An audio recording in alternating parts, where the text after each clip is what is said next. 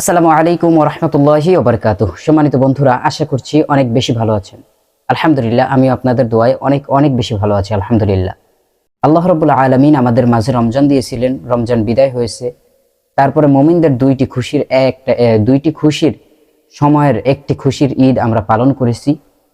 তারপরে আল্লাহ রাসূল সাল্লাল্লাহু আলাইহি ওয়াসাল্লাম ঘোষণা দিচ্ছেন যে রমজানের পরে যেই ব্যক্তি শাওয়াল মাসে 6টি অথবা 5টি থেকে 6টি রোজা যেই রাখবে, আল্লাহ রাসূল সাল্লাল্লাহু আলাইহি ওয়াসাল্লাম জানায় দেন যে তার পরবর্তী বছরে রমজানের আগ পর্যন্ত তার আমল নামায় নফল রোজার সওয়াব হতে থাকবে। সুবহানাল্লাহ।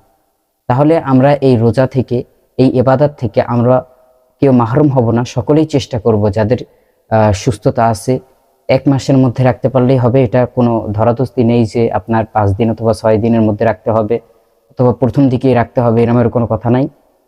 আপনি এই মাসভর পুরো মাসেই রাখতে পারবেন, এই মাসের মধ্যে আপনি রাখলেই হয়েছে। আপনি পূর্ণরূপের সওয়াব আল্লাহ তাআলা আপনাকে দান করবেন।